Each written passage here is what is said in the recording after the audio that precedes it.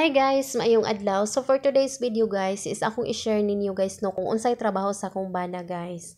Ayan, so karon guys is na ako ron diri sa coal mining. So, naa diri nagtrabaho akong bana guys, diri sa minahan sa carbon.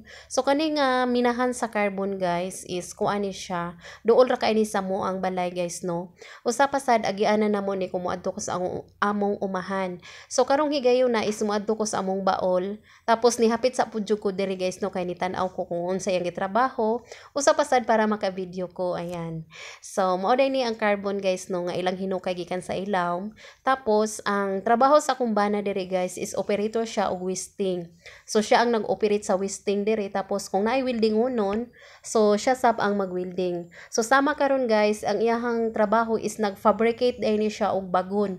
So, nag-welding ni siya og bagon guys. So, kani nga bagon, so, mao ni ang kargahan nila sa carbon nga hinukay gikan sa ilawom. So, mao ni ang kargahan sa carbon pagpagawas nila guys. Ayan. So, kani magong akong bana guys is welder gid ni siya no. Nagtrabaho ni siya sa una sa og company bali 20 years as a welder. So kamao ni siya sa tanang klase nga welding.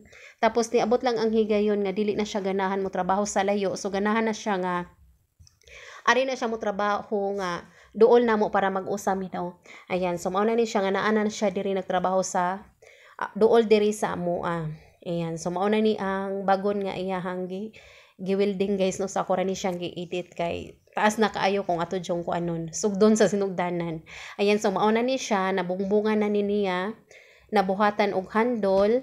Ayan, so nanapod ni siya sira guys. Ayan. So ang kuwang ani nga wala pa niya nataod is ligid na lang para magamit na gini nila makargahan na ni nila og carbon. Ayan, so muna trabaho sa akong bana guys and thank you for watching and God bless.